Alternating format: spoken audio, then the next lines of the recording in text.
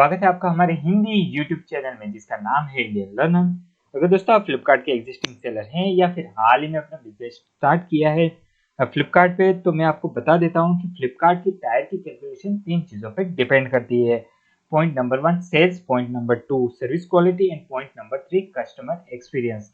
ज़्यादातर seller point number 1 और point number 2 आसानी से अचीव तो कर लेते हैं, लेकिन जो पॉइंट नंबर 3 है कस्टमर एक्सपीरियंस उसे अचीव नहीं कर पाते, इसीलिए उनका अकाउंट अपग्रेड नहीं हो पाता और उनको कोई बेनिफिट भी नहीं मिलता। तो आज हम इस वीडियो में बात करेंगे कि कस्टमर एक्सपीरियंस को कैसे इंक्रीज किया जाए, तो वीडियो एंड तक देखिएगा जरूर। तो चलिए शुरू करते हैं।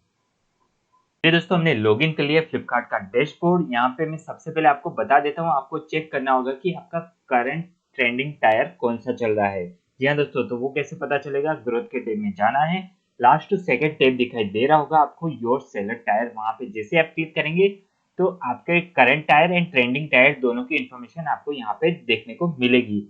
उसके बाद आपको ये भी पता चल जाएगी कि ये करंट टायर कहाँ से लेके कहाँ से स्टार्ट हुआ था और कहाँ पे वो एंड होने वाला है। ये आप यहाँ पे देख सकते हो 15 अगस्त से स्टार्ट हुआ था। तो जितने भी नए सेलर हैं जो फ्लिपकार्ट में स्टार्ट किया है 15 अगस्त से, तो उनके लिए ये जो आने वाला टायर है 1 दिसंबर से इम्प्लीमेंट होने वाला है, तो उनके लिए बहुत ही इंपॉर्टेंट रहने वाला है कि टायर कैसे अपडेट करें। जी हाँ दोस्तों, तो पूरी जानकारी के लिए इस वीडियो पे बने रहिए। तो आप यहाँ पे देख सकते हैं ये टायर स्टार्ट हुआ है 15 अगस्त से और एंड होने वाला है 14 नवंबर। जी हाँ दोस्तों, तो उससे पहले अपना जो टायर को कैसे अपग्रेड करना है तो उसी का टिप्स एंड ट्रिक्स आपको बताएंगे। तो चलिए हम इससे पहले बेनिफिट और बेंचमार्क उसके जान लेते हैं। तो आप यहाँ पे देख सकते हैं कि 3 चीज़ों पे ये डिपेंड करता है, जैसा कि हमने वीडियो के स्टार्टिंग में कहा था। Customer experience, service quality and sales. तीनों में से तीनों मैंडेटरी है। तीनों में से ये नहीं कि आपने 2 अचीव कर ली, एक नहीं किया तो भी चल जाएगा, ये नहीं है। सबसे इम्पोर्टेंट ये है कस्टमर एक्सपीरियंस। ज़्यादातर sellers service quality and sales तो अचीव कर लेते हैं, लेकिन कस्टमर एक्सपीरियंस अचीव नहीं कर पाते हैं, जिनके कारण क्या होता है, उनका अकाउंट अपग्रेड नहीं होता है।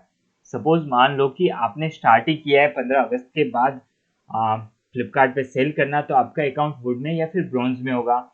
तो आपको डायरेक्ट गोल्ड में या सिल्वर में जाना है, तो कस्टमर एक्सपीरियंस ये चाहिए होगा, जैसे कि सिल्वर में 58 है और गोल्ड में 70 है। और सर्विस क्वालिटी की बात करता हूँ तो आरटीटी ब्रिज 0.75, 0.75 डायमंड और प्लेटिनम के लिए है, और गोल्ड और सिल्वर के लिए 1% है, और ब्रॉन्ज के लिए 4 और वुड के लिए 100%। आपको तो अपग्रेड होना है ना, तो आपको ये चीजें मेंटेन करनी होगी। आपको ये ध्यान रखना होगा कि जितने भी ऑर्डर आपको रिसीव हो रहे हैं वो टाइम पे आपको प्रोसेस कर देने हैं, ताकि आरटीडी ब्रिज ना हो। उसके बाद आता है कैंसलेशन, सेलर कैंसलेशन। ये तो 99% सेलर के नहीं होता है, लेकिन जो नया सेलर है उसको पता नहीं होता है, तो प्रोसेस करते वक्त उससे बाय मिस्टेक कैंसिल हो जाए तो वो ध्यान रखना होगा, क्योंकि ये ज़्यादातर सेलर्स का ये स्कोर तो वो अचीव इजीली कर लेता है, लेकिन न्यू सेलर होता है तो उसमें थोड़ा चेंजेस हो सकता है। तो ये मेंटेन दोनों चीज़ें रखनी होगी सर्विस क्वालिटी में। उसके बाद आता है सेल्स। जी हाँ दोस्तों, तो सेल्स का टारगेट यहाँ पे कोई बड़ा दिया हुआ नहीं है। जैसे कि मैं पुराने टायर के बेंचमार्क की बात करूं तो उसमें 3000 7000 क्वांटिटी होती थी गोल्ड में जाने के लिए। तो यहाँ पे कितनी क्वांटिटी है? 700। तो ये तो आसानी से कोई भी ला सकता है। फिर भी आपकी सेल इतनी नहीं आ रही तो कमेंट करके हमें ज़रूर बताइए, हम इस पर डिटेल में वीडियो बनाएं कि कैसे ग्रो किया जाए सेल फ्लिपकार्ट में। उसके बाद दोनों में से यूनिट्स अचीव कर लो या फिर रेवेन्यू, इन दोनों में से आपको इस हिसाब से अचीव करने हैं। उसके बाद बेनिफिट की अगर मैं बात करता हूं तो फॉरवर्ड शिपिंग में आपको बेनिफिट मिल जाता है। सपोज मान लो कि अभी आपका अकाउंट वुड में या ब्रॉन्ज में है, तो जैसे आप सिल्वर में जाते हो या फिर गोल्ड में जाते हो, तो यहाँ पे आप देख सकते हैं रुपीज़ का मान लो कि 60 रुपीज़ आप फॉरवर्ड शिपिंग दे रहे हैं, तो अगर आप सिल्वर में हो जाते हो तो 56 रुपीज़ हो जाएंगे, और आप गोल्ड में हो जाते हो तो 53 रुपीज़। यहाँ पे माना कि ये रुपीज़ कम है, लेकिन जैसे ऑर्डर बढ़ेंगे ना तो ये अमाउंट थोड़ा बड़ा भी हो जाता है, तो बेनिफिट आपको इजीली दिखेगा कि कितना बेनिफिट हो रहा है इस डेज। जी हाँ दोस्तों, अगर आपका नया अकाउंट होगा तो आपको डिलीवर्ड होने के बाद 15 दिन के बाद पेमेंट मिलेगा ऑर्डर का। वुड में है अकाउंट तो, या फिर आपका अकाउंट ब्रॉन्ज में या सिल्वर में है तो 10 डेज का पेमेंट साइकिल है, और गोल्ड और प्लेटिनम है तो 7 डेज का पेमेंट साइकिल रहेगा, और अगर डायमंड है तो 2 डेज में आपको पेमेंट मिल जाएगा। यहाँ पे हम बात करते हैं प्रोडक्ट विजिबिलिटी की, तो यहाँ पे ब्रॉन्ज और वुड में एकदम लो रहने वाली है, सिल्वर और गोल्ड में मीडियम दी जाएगी, और प्लेटिनम और डायमंड को हाई विजिबिलिटी दी जाएगी। ये जो विजिबिलिटी की बात हो रही है, ये नहीं कि आपको एडवर्टाइजमेंट नहीं करना है, ये ऑर्गेनिक विजिबिलिटी की बात हो रही है। उसके बाद आता है सेलर सपोर्ट। जी हाँ दोस्तों, डायमंड से लेकर सिल्वर तक आपको के टच मिलेगा, यानी कि जो भी आप टिकट रेज करेंगे तो उसका एज सुन एज पॉसिबल आपको रिजोल्यूशन दिया जाएगा। वैसे सेम ही अगर आपका अकाउंट ब्रॉन्ज या वुड में है तो रेगुलर सपोर्ट मिलेगा, जैसे मिलता आ रहा है अभी तक। उसके बाद एक्सक्लूसिव फ्लिपकार्ट इवेंट। जी हाँ दोस्तों, फ्लिपकार्ट इवेंट भी करता है, तो उसका इन्विटेशन आपको देगा। अगर आपका अकाउंट डायमंड से लेके गोल्ड में है तो आपको इन्विटेशन मिलेगा, अदरवाइज नहीं मिलेगा। उसके बाद फ्लिपकार्ट प्रेस्टीज, ये फ्लिपकार्ट कंपनियों के साथ टाई अप करके उनकी जो सर्विसेज होते हैं ना, वो कम रेट में आपको बेचता है। मतलब कि आपको अगर लेना है तो आप ले सकते हो या फिर नहीं भी ले सकते, इसका बेनिफिट आपको यहाँ पे मिल जाता है। चलिए दोस्तों, आप यहाँ पे आप अपना भी टायर देख सकेंगे, ट्रेंडिंग टायर क्या शो हो रहा है कस्टमर एक्सपीरियंस में। यहाँ पे मेरा गोल्ड शो हो रहा है, और मुझे अगर प्लेटिनम में अपग्रेड करना है तो मुझे 80% तो लाना ही पड़ेगा, यानी कि 80 100 आउट ऑफ 80 तो मुझे लाना ही है, जो अभी यहाँ पे 72 दिखा रहा है। कस्टमर एक्सपीरियंस इन 5 चीज़ों पे डिपेंड करता है। सबसे पहला हो गया, फर्स्ट हो गया product rating, second seller controllable return, third हो गया रीजनल यूटिलाइजेशन, फोर्थ हो गया इन स्टॉक, और फिफ्थ हो गया फ्री शिपिंग ऑर्डर्स। जी हाँ दोस्तों, तो वन बाय वन करके हम आगे आपको डिटेल में बताएंगे कि कैसे इंप्रूव किया जाए। तो सबसे पहले हम क्लिक करेंगे प्रोडक्ट रेटिंग पे। जैसे आप क्लिक करते हो तो एक नया पेज ओपन हो जाएगा कुछ इस तरह से। यहाँ पे आपका देख सकते हो product rating, score and weightage, है ना। और ये कहाँ से कहाँ तक का है, 15 अगस्त से लेकर 30 अक्टूबर का है, क्योंकि जो ये डेटा है ना, रिफ्रेश होने में 5 से 7 दिन लगते हैं। जो करंट डेट की अगर मैं बात करता हूँ तो करंट डेट की सेल अपडेट होने में 5 से 7 दिन का टाइम लग जाता है कभी कभार, है ना। तो यहाँ पे 30 अक्टूबर का बता रहा है ये। तो यहाँ पे जितनी भी आपकी लिस्टिंग होगी ना, ऑल लिस्टिंग लिखा आ रहा है, तो वहाँ पे आपको क्लिक कर देना है। जिससे क्लिक करेंगे तो सारी लिस्टिंग दिखाई देगी, और उसके बाजू में listing negatively impacting your score. जी हाँ दोस्तों, इनके इतनी जो लिस्टिंग दिखा रही है ना, इनके कारण मेरी प्रोडक्ट की रेटिंग है ना बहुत कम है। तो मुझे क्या करना है, सबसे पहले मैं बता देता हूँ आपको कि जो जितनी भी लिस्टिंग है ना, इन सबका पहले लिस्ट डाउनलोड कर लेना है। फिर जो ये टायर स्टार्टिंग हुआ है ना, स्टार्टिंग से लेके 30 अक्टूबर तक आपको सेल रिपोर्ट डाउनलोड कर लेना है।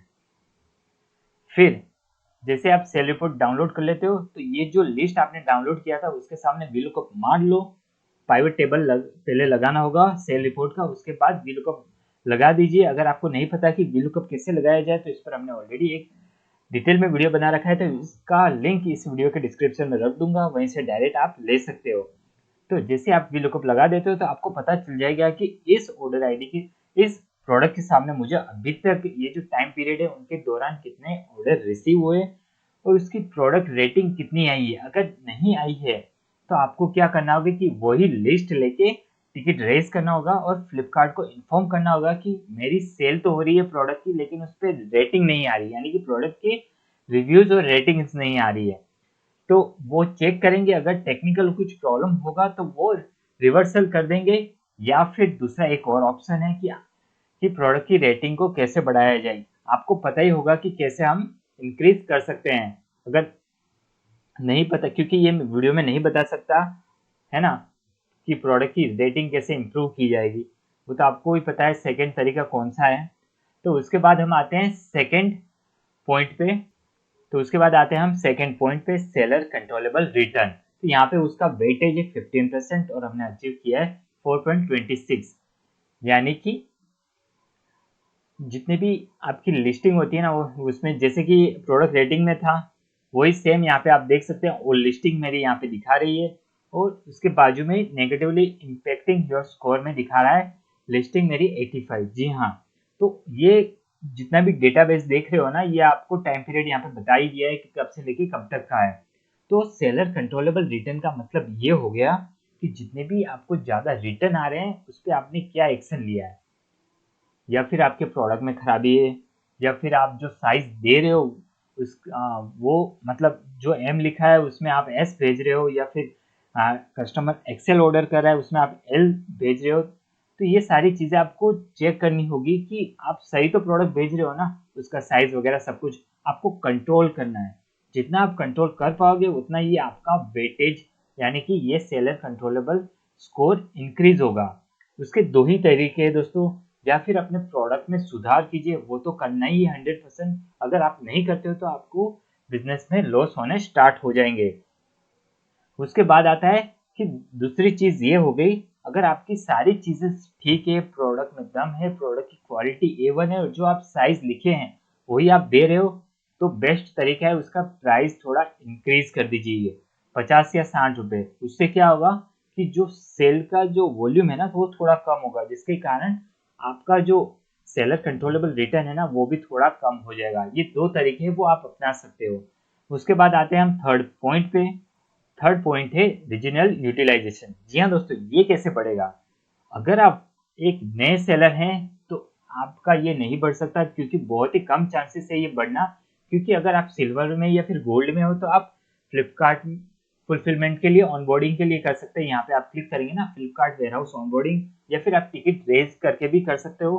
अगर आपको नहीं पता कि ये प्रोसेस कैसे किया जाए तो कमेंट करके हमें जरूर बताइए, क्योंकि ज़्यादा आप माल वेयरहाउस में भेजोगे ना तभी आपका रीजनल यूटिलाइजेशन इंक्रीज होगा। जो भी आपकी टॉप सेलिंग प्रोडक्ट होती है ना उसको आपको वेयरहाउस में भेजना रहता है, तभी आपका ये आरयू, इसे शॉर्ट फॉर्म में कहते हैं आरयू, रीजनल यूटिलाइजेशन, है ना, तभी ये आपका इंक्रीज होगा, अदरवाइज नहीं होगा।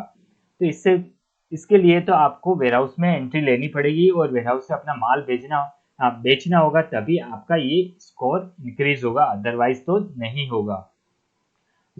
तो पॉइंट नंबर 4 है इन स्टॉक। जी हाँ दोस्तों, जितनी भी आपकी लिस्टिंग है, यानी कि टॉप सेलिंग हो गई या नॉन मूवेबल प्रोडक्ट हो गया, कोई भी लिस्टिंग हो, उसको जीरो कभी भी नहीं होने देना है। अगर जीरो हो भी जाता है तो उसको जल्द से जल्द उसको इनएक्टिव में मार्क कर देना है। अदरवाइज ये आपका स्कोर यहाँ पे देख पा रहे हो 10 वेटेज है और हमने 9.77 अचीव कर लिया, तो आप भी वैसे कर सकते हो। तो जैसे मैं इस पर क्लिक करता हूँ तो ये पेज ओपन हो जाएगा इन स्टॉक का। तो यहाँ पे आप देख पा रहे हो कि मेरी जितनी भी लिस्टिंग है वो सारी की सारी इन स्टॉक है, या फिर जो मेरी स्टॉक आउट हो गई थी उसको मैंने इनएक्टिव कर दिया ताकि मेरा ये स्कोर मेंटेन रहे। तो आप यहाँ पे देख ही सकते हो हमने 100% अचीव कर लिया है। 9.77 दिखा रहे, यानी कि वो 100% ही हो गया है, जो 10 चाहिए था वो। तो अगर आपकी लिस्टिंग यहाँ पे कुछ दिखा रही है तो जल्द से जल्द उसको लिस्टिंग में जाके, माई लिस्टिंग में जाके, अगर आपके पास स्टॉक नहीं है तो उसको इनएक्टिव कीजिए, क्योंकि अगर आप इनएक्टिव नहीं करोगे और जीरो रहेगी तो वो इस स्कोर पे इम्पैक्ट करना शुरू कर देगा। जी हाँ दोस्तों, तो ये हो गया। और अब हम बात करेंगे पॉइंट नंबर 5 की। पॉइंट नंबर 5 आता है फ्री शिपिंग ऑर्डर्स। जी हाँ दोस्तों, अगर आपकी लिस्टिंग में अगर आपने शिपिंग फीस ऐड कर रखी है तो उसे आज ही जीरो कर दीजिए। अगर आप जीरो नहीं करोगे और आपका यहाँ पे स्कोर 2, 3 या 5 दिखा रहा है तो आपको ये इंक्रीज करना होगा, है ना। तो आपको क्या करना है कि लिस्टिंग में जाके माई लिस्टिंग में जाना है, माई लिस्टिंग में जाके रिक्वेस्ट रिपोर्ट कर देना है, और जितने भी आपने फीस ले रखी है ना लिस्टिंग में वो सारी की सारी जीरो कर दीजिए। ये आप देख पा रहे हो मेरा स्कोर। इस पर मैं जैसे मैं क्लिक करूंगा तो आप यहाँ पे देख सकते हो मेरा लिस्टिंग नेगेटिवली इम्पैक्टिव में जीरो दिखा रहा है, यानी कि मेरी सारी लिस्टिंग में मैं कोई शिपिंग नहीं ले रहा हूँ, इसलिए मेरा यहाँ पे जीरो दिखा रहा है। तो आपको भी क्या करना है, जितनी भी आपकी लिस्टिंग है ना एग्जिस्टिंग उन सब में शिपिंग फीस जीरो कर देनी है, तभी आपका ये स्कोर इंप्रूव होगा। दोस्तों ये वीडियो आपके लिए हेल्पफुल रही हो ना तो प्लीज कमेंट करके हमें जरूर बताइएगा। अगर दोस्तों आपको ये वीडियो अच्छी लगी हो ना तो प्लीज़ लाइक कीजिए और शेयर कीजिए और सब्सक्राइब करना मत भूलिएगा दोस्तों। आपका एक सब्सक्राइब हमें मोटिवेट करता है हमारी नेक्स्ट वीडियो बनाने के लिए। थैंक्स फॉर वॉचिंग दोस्तों।